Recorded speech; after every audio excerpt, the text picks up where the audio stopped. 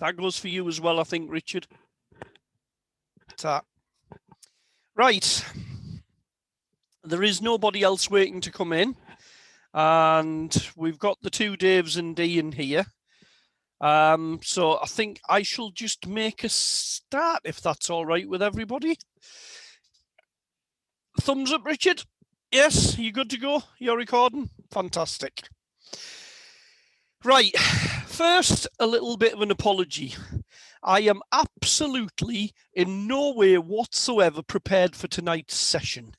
I have done no notes, I have done no prep, I have done no maps, no files, no nothing. So we're going to do something fairly simple. And I'm going to show you some of the more advanced digitization tools to draw things with, because that way I don't need to prepare anything. I would, however, like to say thank you to Richard at the beginning of this session.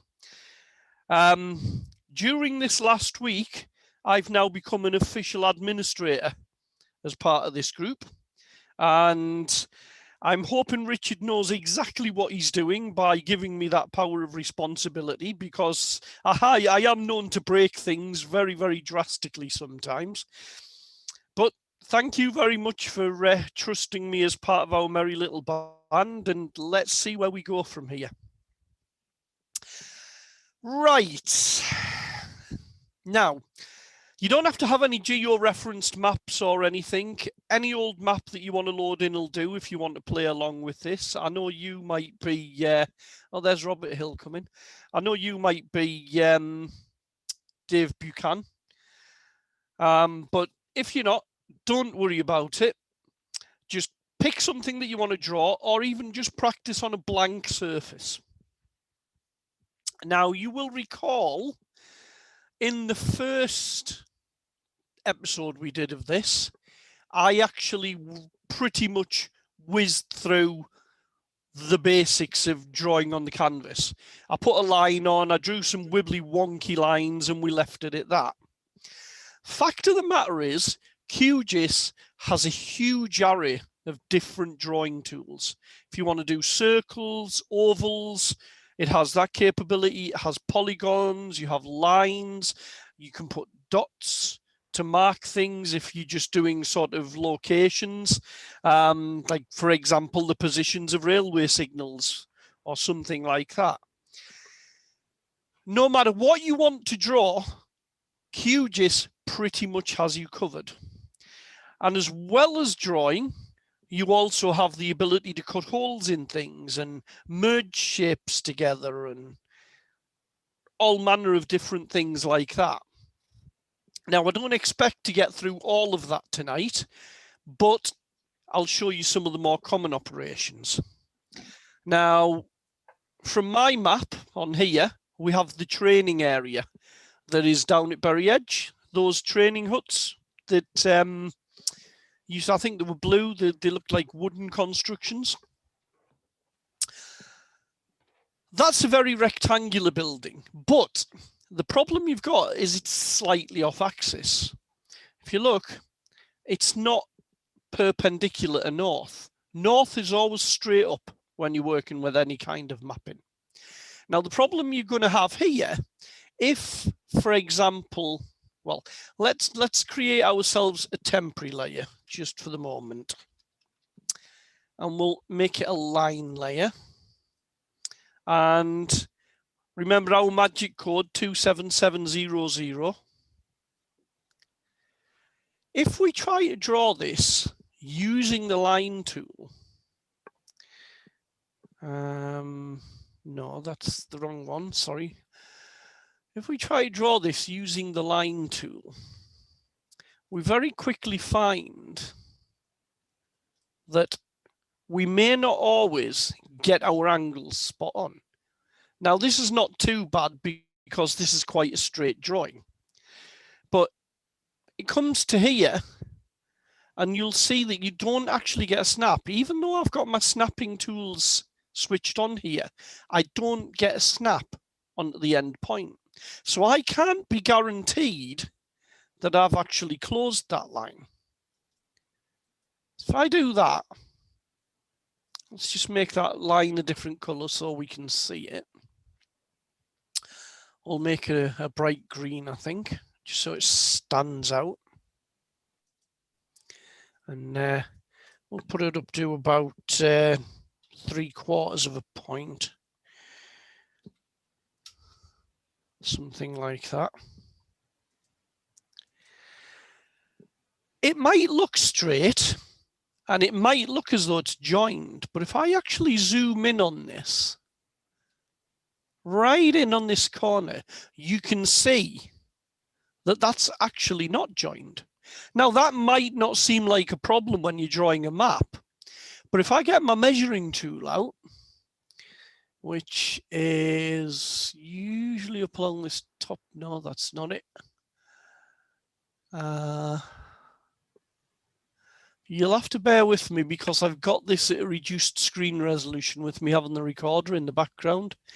So my tools may not all be as visible as I usually have them. There is a ruler here. There it is. That's the one I'm looking for. If I get my measuring tool out, put it into meters mode, and actually measure that gap across there. In real world terms, that's 30 centimeter difference. May not seem like a lot, but when you're trying to model these things and put them into a 3D application such as SketchUp to build the final model, you'll find that A, that'll cause you to have gaps in your model, and it'll also cause things like texture mapping and that to go wonky, not plaster around the model properly, and cause all sorts of problems. Now, obviously, we can fix that, as you've seen before, when I've showed you how to use the node editor. We can take that and we can move that to there. And this time, you can see we get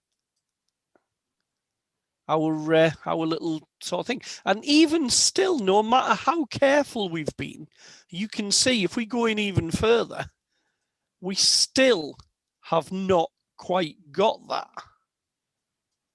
Now we have, and I know we have now because you can see the pink underneath the cross, and that actually shows that it's snapped, and you can see that is now one dot. Yeah. And if I bring it back out, we'll come back out to a more normal level. You can see it looks no different to the first attempt. But the problem here is I've had to do that extra work to make that fit. And well, why? What's the point? Why should I have done that extra work, you know, when I don't need to? So let's just get rid of this line for now. We'll kill that. And we'll use our rectangle tool. Now, our rectangle tool should be along here somewhere. There it is. Now, you'll see we have 3 different types of rectangle. First off, we'll go add rectangle from center and a point. If we pick that, we click once on our drawing and we move out, we'll see we get a nice rectangle. Okay, so let's try that again. We'll go roughly for the center of that rectangle. Now, without any help, are we exactly on the center of that rectangle? I think many of us will find it very hard to get exact dead center. But again, just like with missing the joining point between those 2 lines, 30 centimeters out, we wouldn't notice at this drawing scale. But there's a worse problem. And it's not the fact that we're not bang on center. It's the fact that the rectangle we're drawing doesn't match up with the rectangle underneath. Why is that? Well, it's quite simple. When you use the normal center point rectangle, it draws everything perpendicular to north. And as I said, north always points upwards. So this means you're always going to draw a rectangle whose right side points east, whose left side points west, whose top points north, and whose bottom points south.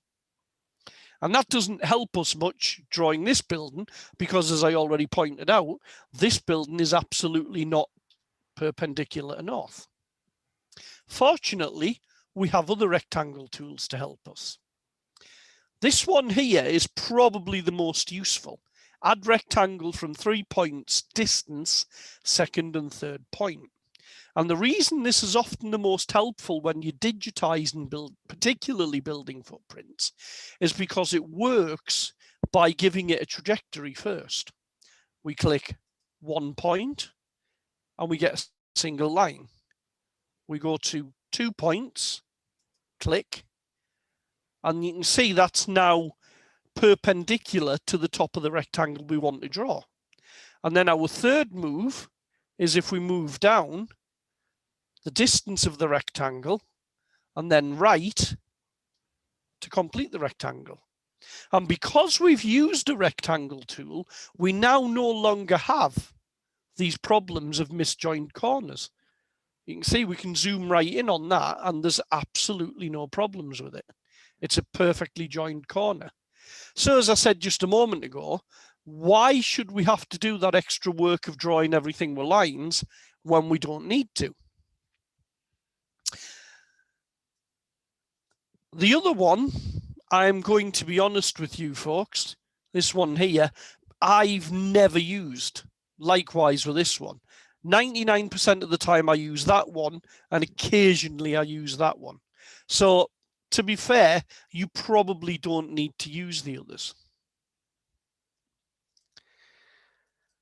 Just as we can do rectangles with that tool, we also have circles, curved lines, and polygons.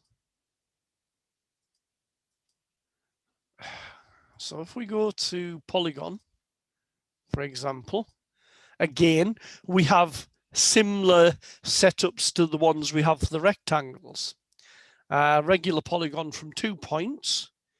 So you'll see that that'll give us our start point, and then we get another point, and we can move our polygon around that point and set its size. Right click, and that commits it to the drawing. Now, don't ask me how to change the number of sides on that because I ain't got a clue. It's not very often that you have to draw octagonal buildings or anything like that. So we'll get rid of that.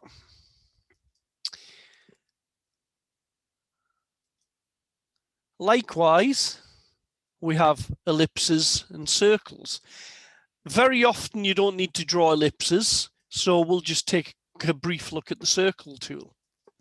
Circle, 2 points, 3 points, tangents. 2 points is probably the most useful.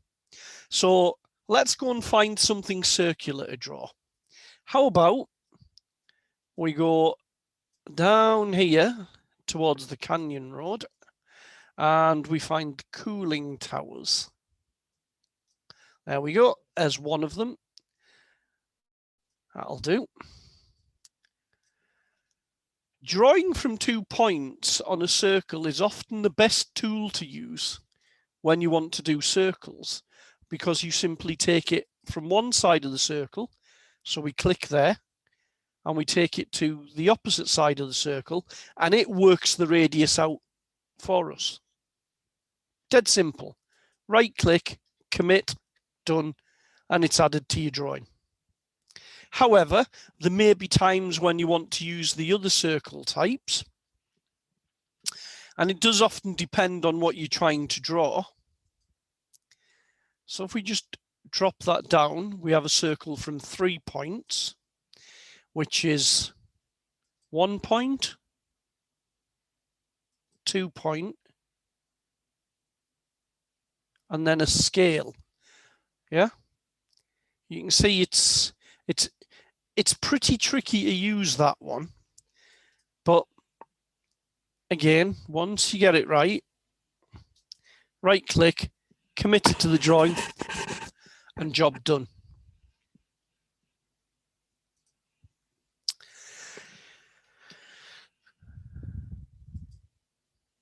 The others you probably won't need. In fact, to be fair, I'm not 100% sure how to use them because, again, I don't actually use them, not very often anyway. For me, it's usually the 2-point and the 3-point ones. What I do tend to use a lot are these, the curved line tool. Now, you've already seen how to draw lines. If I do this and we go click, click, click, click, click, right click to commit to the drawing, and that gets us a line. But a lot of things that we might draw are not entirely straight lines. For example, let's supposing,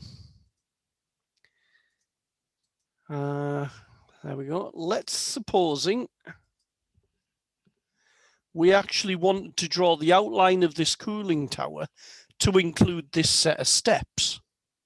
Okay, so we'll just zoom in a bit there.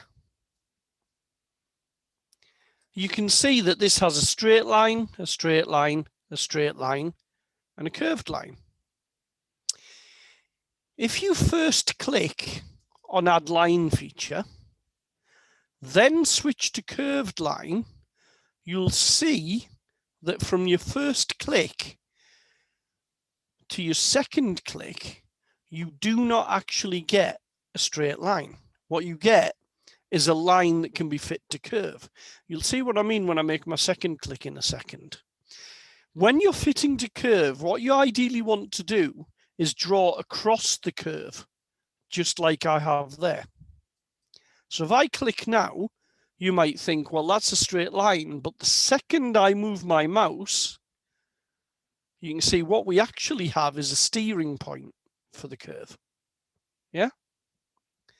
If I bring my mouse tight back in there and then click, that curve will be committed. Now, any time that you are drawing a straight line or a curve line, you can switch backwards and forwards between these two tools. So if I now click on straight line, even though you don't see anything appear, if I click to my next point, you'll see that I get that. And then I want to go back to a curved line here.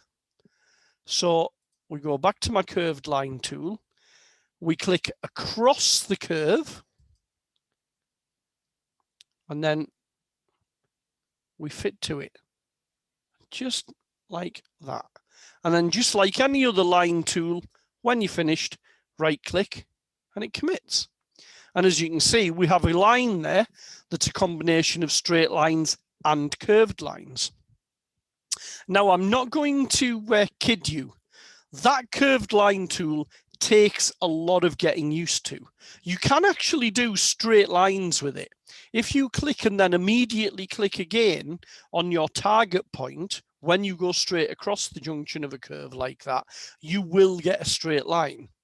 But believe me when I tell you this, until you've been using a curved line for a long time and you've got a little bit of practice with it, don't even attempt to do that, because it only takes something like a millimeter slip on your mouse and you end up with a curve or an arc that can span 3, 4, 5 miles across your map. And you then have to zoom right out and start using your node editor to go all the way around the curve to delete all the curve points that you don't want. I speak from experience on this one, and I've spent many hours cleaning up maps where I've screwed up and put big curved paths right across loads of other geometry in the map. Now, all of these tools also work in a polygon. So we'll just save that and we'll create ourselves another temporary layer. This time, temp, polygon. And we'll make it a polygon geometry. Magic code 27700. If we create a new object now, you'll see we get to add a polygon. And as you've seen previously, I think I briefly went through using a polygon. When you draw a polygon, it actually draws it with a transparent inner, like this,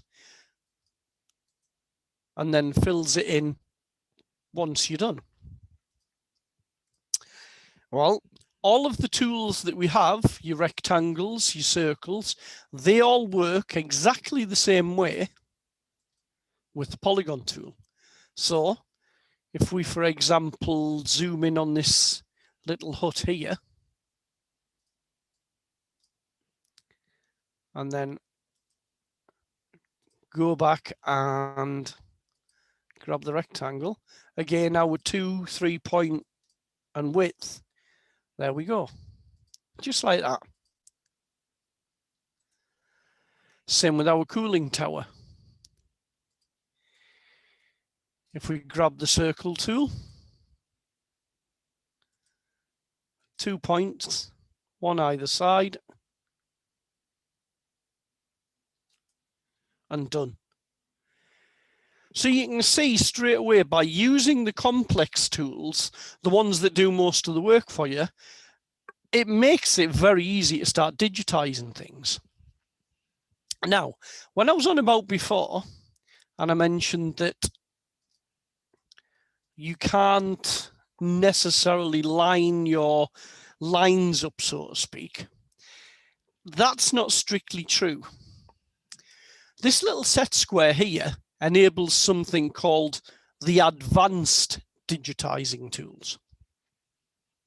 And the advanced digitizing tools can be found on their own panel. Once enabled, what the advanced digitizing tools give you are four things, sorry.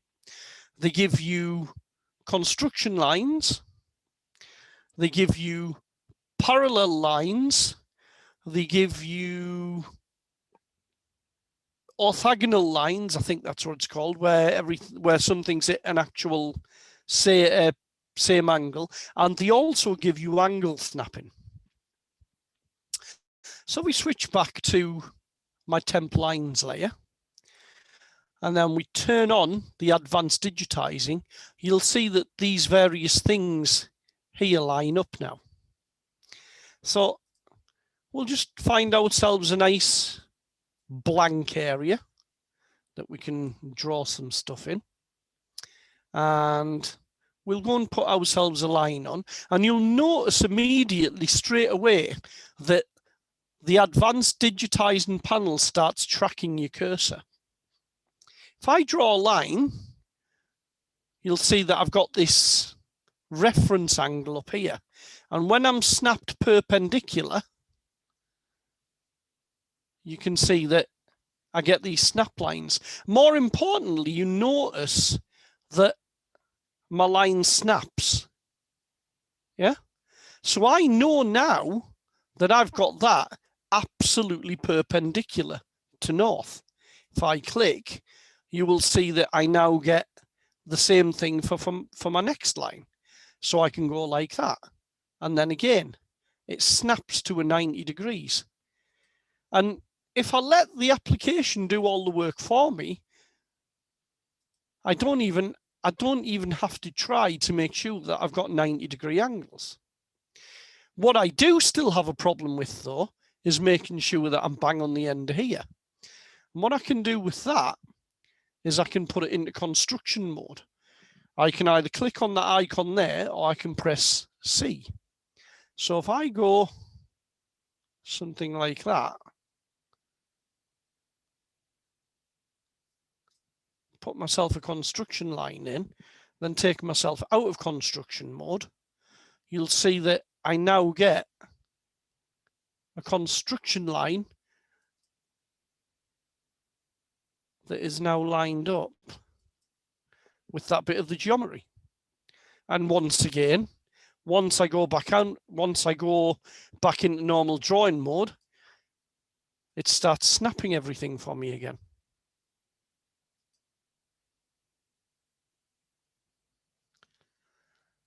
So that does actually make things very, very easy. when it comes to drawing individual lines. And if you've got complicated building footprints, such as, for example, these type here, number 1 plant as an example, tracking round and into all these little gaps and making sure that all of these are straight with each other, especially little sort of doorways and notches in the wall like that, and cutouts even. Having that advanced snapping on can be an absolute lifesaver. Again, though, it does take some practice to get used to. What you might find in situations where you don't want to have your advanced snapping switched on, for example, might be digitizing railway lines or road layouts, things like that. Just to give you an example, let's look in at one of the railway tracks here. Let's say I was digitizing this part of the line here. So what I might do is I might go put a bit of straight line geometry in, then go and pick my curve tool, and we'll just move through the curves like that. The damn thing's not going to do it now. What it sometimes tries to do is it tries to snap to the perpendicular. And it's actually going to show me up. It's not going to do it for me now. But, there you go. It's actually, you can't quite see it because it's quite subtle. And I think I've just upset it somehow. Yes, I have for some reason. Oh dear. It looks like I've just crashed QGIS. Okay, well, while that's sulking, I'll set another copy away running. I'll take a moment to, yeah, I've killed that. I don't quite know how or why I've killed it, but yep, I know Windows, it's dead. Kill it, please. No, you don't need to tell Microsoft that it's died. Now, are we going to get the other one up or are we not going to? Yes, we are. That's okay. Come on, hurry up, please. There we are. So let's just, now unfortunately we've lost our temporary layers, but that was a fairly quick recovery, I'm pleased to say. So we'll just pop those temp layers back in. Temp lines. We'll not bother putting the polygon one back in. We'll just go for the temp lines for the moment until we need the polygon one. And we'll just set the color and what have you back on that to what we had. That's what's known in the trade as a demo god failure, by the way, for those of you who are pseudo-religious.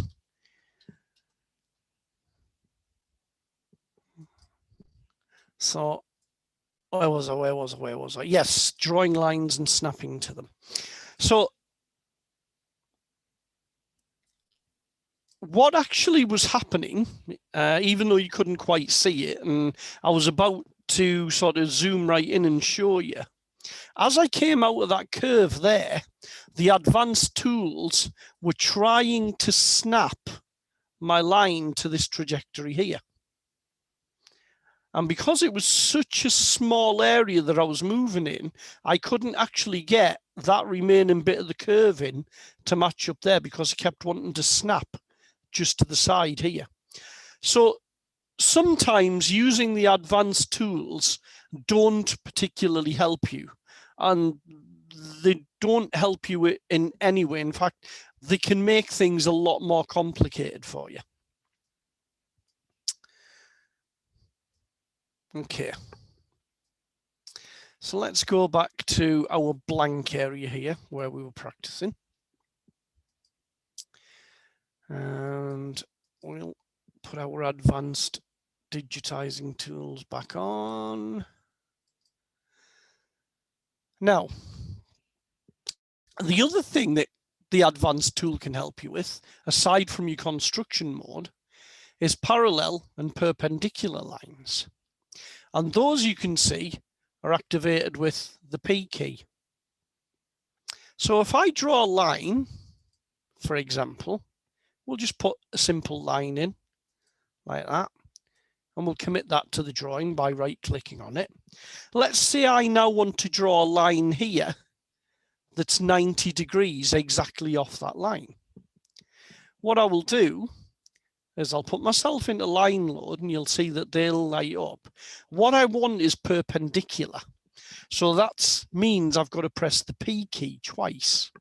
So if I go bump, oh no, just the one, sorry, my mistake. You can see my perpendicular tools lit up here when I press the P key. And if I now go to that line and click on it,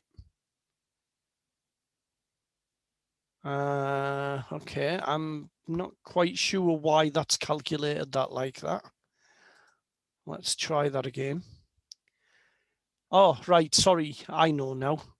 My mistake, I did that back to front. Click the line, click on the line that you want to run perpendicular to, press your P key, click again.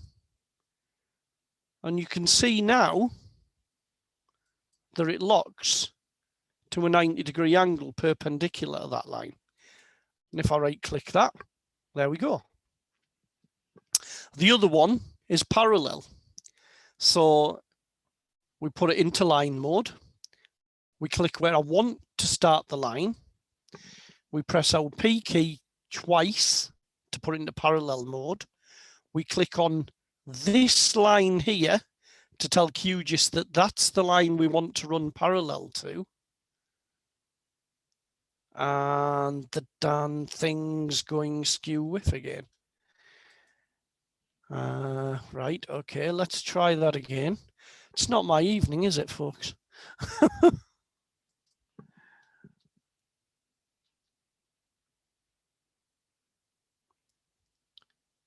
Click on that line. All right. There's something obviously that I'm not doing right here. And I'm a little bit bemused as to what it is.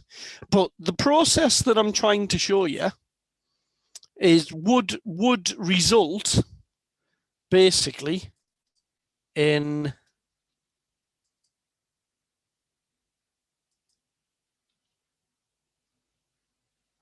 something like, nothing like that, no.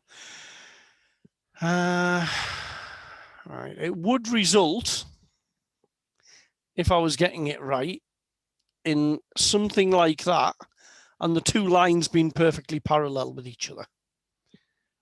Now, why my system is playing up this evening, I've no idea. So we're just going to leave that one at that before I break something. In fact, what we're going to do is we're going to clear all those out because we're finished with them for now. Another thing that the advanced digitizing tools help you with is getting things accurate. So for example, if I do this and draw a line, and I want to ensure that this next line here is not locked, but is actually at a specific angle, let's say there, for example, that's round about 45 degrees. What I can actually do is I can click in here and I can go 45. Yep. And you will see that that padlock is now on. And when that padlock is on, I cannot deviate away from the angle that I've set. That's probably minus 45. Yeah. No. Evidently, I'm no good at geometry now. Yeah, that's about minus 45. So that was the direction that I wanted to go down there. And you'll see, I cannot draw away from that line. I am now locked to that line. Your D, which is your distance, helps you with the distance as it says. So that's about 42 there. So if I wanted that line to be 20 meters long, I can actually just go into there, type 20, and you'll see that it locks it at that radius now as well. Boom. So if you're somebody who's used to using a CAD system, or you have an actual plan drawing that tells you this wall is 20 meters long and this wall is 10 meters long and this angle is 15.2 degrees, you can actually use the advanced digitizing tools to get that absolutely spot on. 0 is always the direction of travel. So you can see my grey construction line there just under the line. 0 is anything that snaps on that line, as you can see with the angle. Anything that goes west of that line is minus. Anything that goes east of that line is positive. So if I want to venture 10 degrees from that line, 10 degrees east, I simply put a 10 in. If I want to make it 10 degrees west, I type minus 10 in. And then I set my distance and boom, there we go. Common angles, like 90 degrees, are always snapped. 90% of the time, the angle that you're going to want is 90 degrees. But if you want it to snap to other angles as well, you can go into the advanced digitizer settings here and you can select the angle set you want. 5 degrees, 10 degrees, 15 degrees, 20 degrees, 10, 20, 30, 40, and so on. Or you can turn off the snapping for common angles altogether and just rely on typing the angle in yourself directly. Generally, 90, 180, 270, and 360 are the 4 points of the compass. So they're the ones you're more than likely going to want. Occasionally, you might want your 45 degree set, which is that second one up from the bottom, and possibly your 30 degree set. I can't think of any time that I've had to use the other ones, to be perfectly fair. So those are going to be the 3 most common sets at the bottom there. Your X and your Y, you may have noticed, tracks, and you can actually type and set them too. Now, being able to set your coordinates with X and Y generally is only of any use if you're working on a non-georeferenced document. If you remember from last month's session when I showed you how to georeference, a normal bitmap before it's georeferenced is always 0 to the width and height of the bitmap. So if your drawing's 100 by 100, then you've only got values between 0 and 100 in there. And it becomes easier to type things because, you know, 100, 100. If I try typing 100, 100 in there, I'll end up down near the equator somewhere. Actually, no, I will end up down near Bellrock Lighthouse because I'm using EPSG 27700. So typically, if you're working with a georeference document, you're probably not going to want to type into there much. But if you do have a location that you want to lock to, you can set that location and then you can lock. And you can see I cannot in any way, shape or form move that at all now because that is locked to that particular trajectory. I can, if I release the Y, move up and down the Y, or if I lock the Y and release the X, I can move along the X. Release them both, and I get a full 360 degree of travel back. And that's basically what those advanced digitizing tools will do for you. So quickly, just before we finish, I'll show you some of the other techniques. So we'll get rid of our advanced digitizing tools for now. We don't actually need those. And go away, screen sharing thing, toolbar. Thank you. I've got the top menu of my QGIS too close to the Zoom screen sharing toolbar, and every time I go to hit the select tool, it gets in my way. Now, you may have noticed that we have these other weird looking tools along here, and those are for cutting holes, joining parts together, and that kind of thing. So let's add our temp polygon layer back in.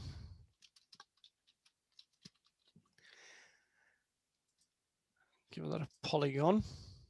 Now, I'm going to select multi-polygon here. I'm not going to go into any depth into the difference between multi-polygon and polygon.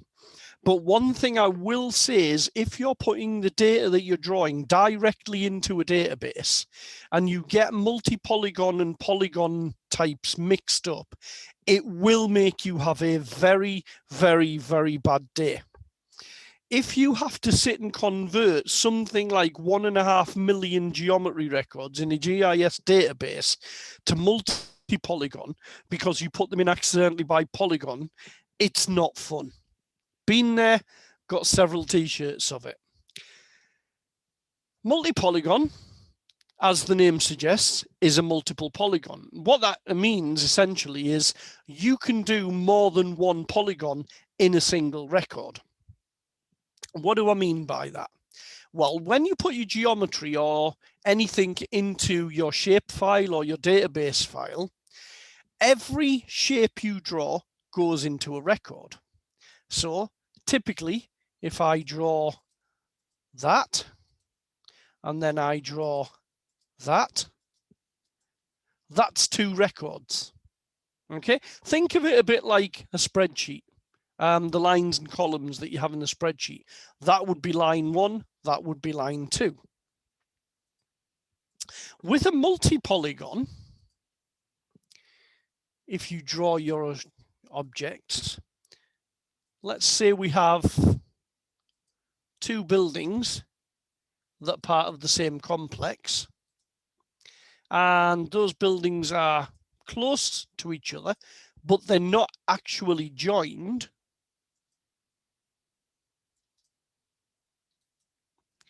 You might want them all to be the same object, okay? Particularly if what you're aiming to produce is a map that people can click on. If you've got a map that people can click on and it pops up something to say, this is factory number 1, you're going to want that pop-up to occur whether they click on that part of the building or that part of the building. So what you do is you make a multi-polygon with that. And you use this one here. If I select that, in QGIS terms, a polygon or a bit of an object is called a part. I want to add a part to that. So I'm going to go, sorry, I've got that back to front. Add part means draw in real time, not select it from one that's already there.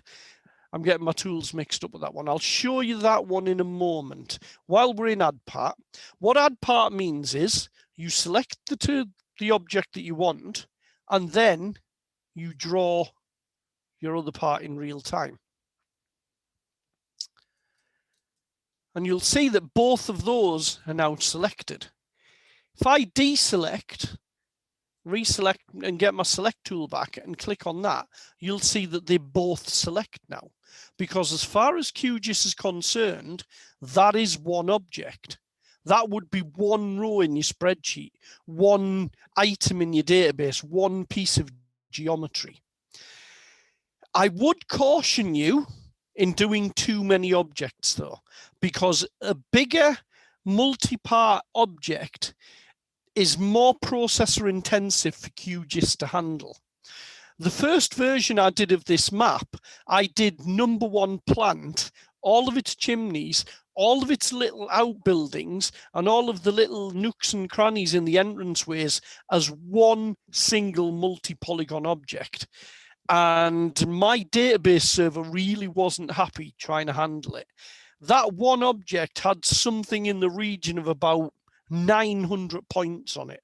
And 900 points for one piece of fairly simple geometry is, to say the least, a lot of work to process.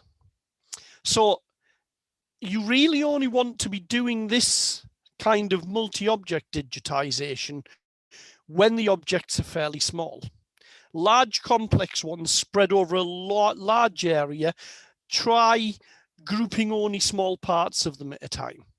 You know, for example, if you look at the photographs for number 1 plant, there was a number of buildings running vertically and some running horizontally. So do the vertical buildings as one group and the horizontal buildings as another group, something like that. The one tool here you may want to use, and which you'll probably find yourself using more than the add part one, will be the one that you use to cut a hole in. So let's just clear these objects for the moment and get rid of them, clear our drawing space again. Let's suppose, in fact, we'll use the rectangle tool for this because it's quicker and easier.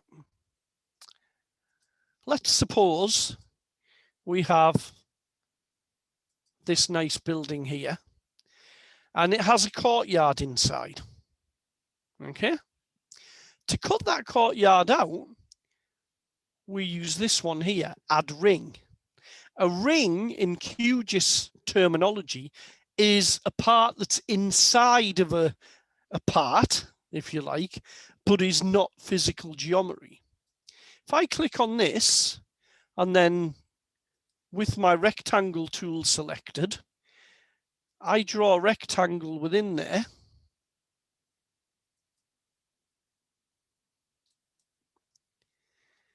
What you'll see is we end up with 2 shapes. Okay, that didn't quite, or did it? Maybe. That hasn't done what I expected it to do. If I select that, no, that should have cut the shape out actually. Or is it that one? Let's have a look and see. No, it's not that one. It's definitely this one. I'm not quite sure why that did what it did there. Weird. Oh, no, maybe that's why. Select, then select our tool.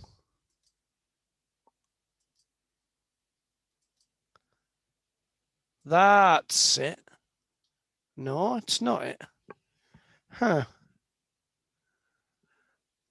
Right, okay. So it appears that QGIS is not working in that respect either. Okay, anyway, moving on. The net result here would be that you would end up with a hole in the middle of that. So if, for example, let me find somewhere in the works that illustrates what I'm best talking about. Here, for example, where you might want to cut this shape out is where you would use something like that. You draw your larger polygon round it, and then you'd use your line tool and you'd go around the edges there to cut that one out and put a hole inside that polygon.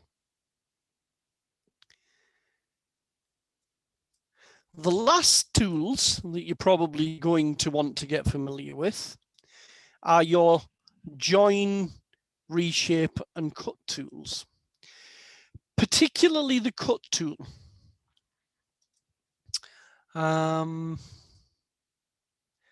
This one here with the scissors on, yeah, split features. Forget split parts, split features.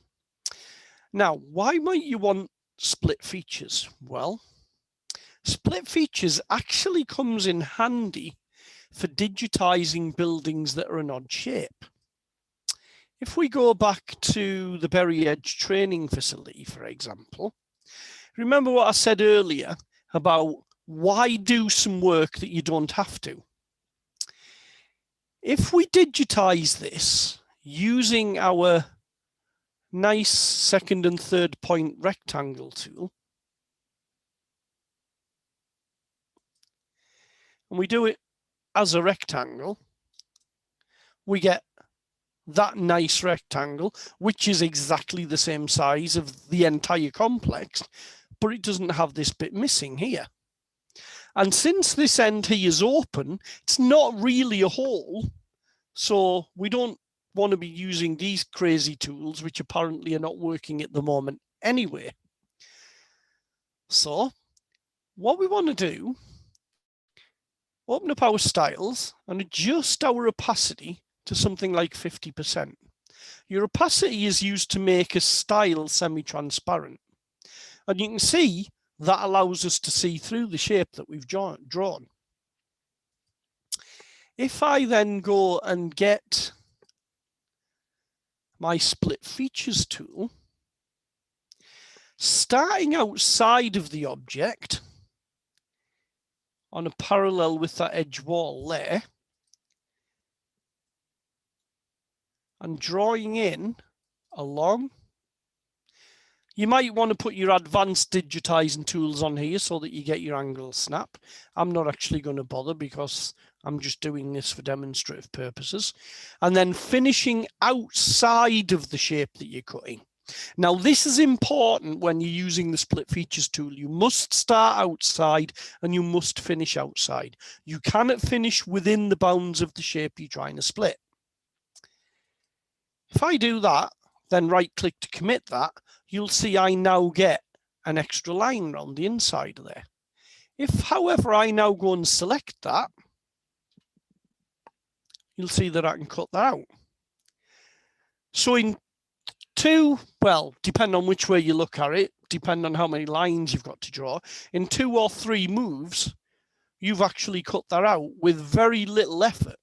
You know, you haven't had to fiddle with angles and getting the angles right and drawing right round its edge, anything like that. Odd-shaped buildings are usually the best ones that you would use for this. For example, let's say I want to digitize these houses here in Bury Edge Road. Yeah, what you more than likely are going to want to do, pick your rectangle tool, go along the front or the longest edge of the block, move your rectangle up to the back,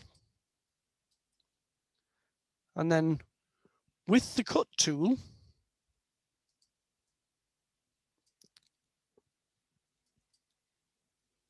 split features, start outside. Let's actually put our advanced digitizing tools on so that we get our angle snap. Here is where you would normally use your parallel tool. So click on the edge of there. Again, it's not quite locking where I want it to. It's been a pain in the posterior. So we'll just do that manually instead of using the parallel tool. Starting outside, I haven't got my cut tool still on, have I? No, I haven't. I thought I'd deselected it. Right, we'll try that again. Starting outside and working down. Let it angle snap. You can see that it's given me a 90-degree angle there. Let it angle snap. Let it angle snap. Let it angle snap. And keep doing that along the length of the street.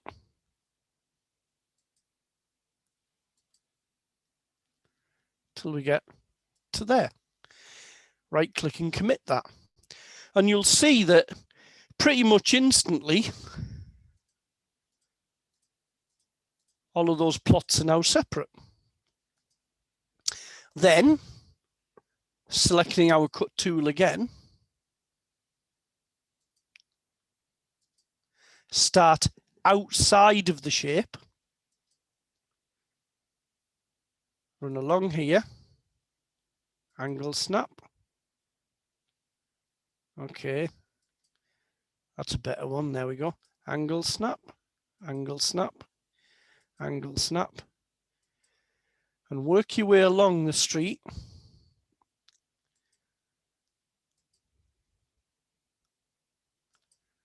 Yeah, I know I can do this better. I'm not actually trying. Now, we're not going to try and do that one because it means we have to snap onto that line and move down that line. And that's just a bit that we want to cut out anyway. So we're just going to go straight across there, right click. And then for this slope down here, we're going to start outside. We're going to go up and then up at an angle there, right click and commit. And then for our final move, we're going to go, again, we're going to let our angle snap do as much of the work as possible. Go outside the shape, not inside.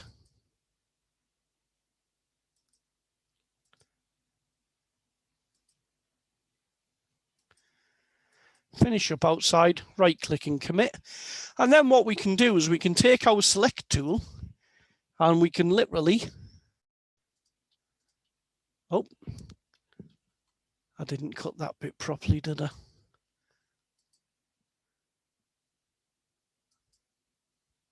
Now, you might think to yourself, why am I finishing inside here? But in actual fact, I'm finishing outside because it's the polygon for number 14 that I'm cutting, not the polygon for number 13. And that is outside the polygon for number 14. So you'll see I get the cut across there, but it doesn't do anything to number 13. So back to what I was doing when that silly sharing toolbar gets out my way. Thank you. Select, delete, select, delete, select, delete, select, delete, and keep going through. Remove all the bits we don't want. And there we have a street of houses, all separate from each other as separate objects in the database, along with separate outhouses on the back. Now, normally you would want your house and your outhouse joined, but in this case they're not. And this is where your merge tool comes in. The merge tool is very similar to your cutting tool. This is it here, merge selected features. Select one, hold down Control, select the other, and then you'll see that that is now selectable. Select merge, and it'll pop this up saying, how do you want to merge it? Yeah. If you've got numbers here with minuses in, it generally means that you haven't yet committed them to your database or your shape file. And sometimes for merge to work properly, you do need to have used this save button here to save your geometry into your shapefile or your database or wherever it is that you're putting them. For the purposes of this, it probably won't matter. So rather than pick a particular object, it doesn't matter because I don't have any other attributes anyway. I'm just going to hit any one of them and merge it. Same here. Control to select. I did that because the screen share thing popped down again, by the way. If I now select my select tool, you'll see that selects as one object. So when that there is saved into your database, that will be saved as a multi-polygon representing number 14 Berry Edge Road. And on that note, we've hit 8 o'clock, and I think that's largely about it. Same thing as always. I will tell you the same thing I tell you every week. Practice, practice, practice. You only get good at using these tools if you actually go ahead and practice with them. And Richard's just put his video feedback on. So at this point, I will hand it back over to him. Thank you, Peter. Excellent again. Wanted to wish you a Merry Christmas and also everybody else as well. I hope you enjoyed the session so far. And we'll be looking to continue those in the new year. So once a month going forward, subject to Peter's commitments, etc. So if anybody's got any questions at the moment, feel free to unmute yourselves and ask away. And they're all rushing. Yep. Ian's dancing to himself there. having a little chair dance, aren't you, mate? Well, hi Ian. Hello. Hello. How's everyone? Merry Christmas to you. You as well. And thank you for coming along.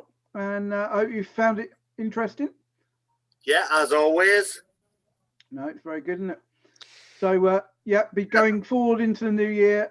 Again, just in the current circumstances, we've got to do Zoom. But hopefully, eventually, we will be able to get into a workshop physical environment at some point. Absolutely. And even together, have a walk around the Steelworks site as is with Peter at some point as well, subject to our friend COVID, etc. I wish our friend COVID would just bugger off now. I've had enough. You're right there, but I think we're all wishing that, but it isn't going to happen for a while. So, well, you know. He's been, now it's about time he can just take his cell away again. He's like that old friend that you haven't seen for years who you offer a spare bed to for a couple of nights because they're on hard times, and then 10 months later they're still there. Very much so. So the two Daves, are you well and have enjoyed it? Yeah, Cuddy. Hi, Dave. All right. Some of it's been pretty interesting. But I'll have to have a go with the curve tool thing. Yeah, it's Been all about plotting practice, roads isn't it? and So joining up multi-lines and trying to make them round and good, Yes. like. yeah. No, it's all about practice, I think. Yeah, Oh, absolutely. I mean, I didn't become good at using this lot just overnight, you know. I mean, it's taken me a long time. And you've also got to remember as well, with me using QGIS, I've been using QGIS now since about version 1. And version 1 had none of this stuff in. Version 1 was basically a map and a line tool, and that was it. You know? So as new versions have come out, I mean, we're on 3.1.1 now, and I think version 3.1.1 represents something like the 150th build Crikey. of the software. They've been going now for a good 5 or 6 years, you know, and I've sat here and I've opened new copies and gone, ooh, what does that new button do? You know, ooh, what does that new menu do? And if you think what I've shown you here is complex, once you get used to using it, you very quickly become to realize that you also have this menu option here, which, if you give it a second to kick in, will produce you this rather nice looking dialogue, which I'm going to have to resize a little bit. You can tell I usually have my monitor at a rather larger resolution than this, can't you? That's better. There we go. I can get the whole dialogue in now. This is the community contributed plugins. And you can see there's currently 616 tools in there. The ones that are in bold are ones that I already have installed. Or, no, sorry, I tell a lie, they are new plugins. Yeah. If I click on installed, those are the ones that I personally have installed from those that are available. Yeah. And these add new tools to your toolbox. These are not things that are built into QGIS. These are things that people like myself who use QGIS have gone, I need a tool to do that. And they've gone and got the software development kit for QGIS, and they've written a plugin. And then they've made that plugin available to everybody else through the QGIS store. So if you've got a particular need that you want a tool for, and that tool isn't by default in QGIS, you can open this up and you can go, I don't know, plant. There we go. I typed in plant. Yeah. Azimuth and distance plugin, nuclear energy plants radiations, and a plant water model. So if I was a botanist and I was using these mapping tools to help me look after plants, there's tools there for plants. Or if I was a nuclear scientist, there's a tool there to help me work out how much radiation my nuclear plant's going to give off and what the safe zones are around my map. Wow. You know? The only person I haven't said happy Christmas to is Robert. But he's unmuted now, which is good. So hopefully you can hear me, Robert. Yes, I can hear you. Unfortunately, my video is still not working with Zoom. It seems very temperamental, but yes, thank you. Very interesting tonight. A lot of similarities again, Peter, with AutoCAD. Different names, but a lot of similar functions. Well, remind me sometime, Robert, when we get together in person, and I will show you AutoCAD Map 3D. Yes, you mentioned it, but it's about I'm not going to try. I think. Yeah, I'm not going to try loading it right now because it takes about 10 minutes even just to get to the start screen. You know, it's typical AutoCAD software, and it requires like 11 gazillion bytes of memory just to say hello to you. You know, and if I try doing that right now with everything else that I've got open on my taskbar and the work that I've still got in progress, my PC will probably go, bye. Yeah, I think at some point that'd be quite good for you to get together on that specifically, I think. But just quickly, as I was going to say, Richard, you work in the energy sector, yes? Yes. So there we go. Type energy in. Okay, it comes up with two of the same ones that came up with plant. I swear I did not plan that, by the way. You can see, there you go, keyword. Yeah. Energy balance monitoring. You know, there is a plug-in there for just about every need. Seems to be, doesn't it? I think. You know, and I love it where the community helps each other. Yeah, in fact, going back to what you just said there, Robert, if I type in CAD, there you go. All of these plugins here have something to do with CAD or CAD-based processes. ArcheoCAD, I do happen to know because I have used that in the past. That actually is designed to give you AutoCAD-like features. You know the AutoCAD prompt where you type your commands in at the bottom of the drawing window? Yeah. Well, that's what ArcheoCAD does. I believe Aegis does something similar as well, yeah. Archaeological GIS. Oh. Yeah. So you might actually want to just spend some time having a look through those plugins.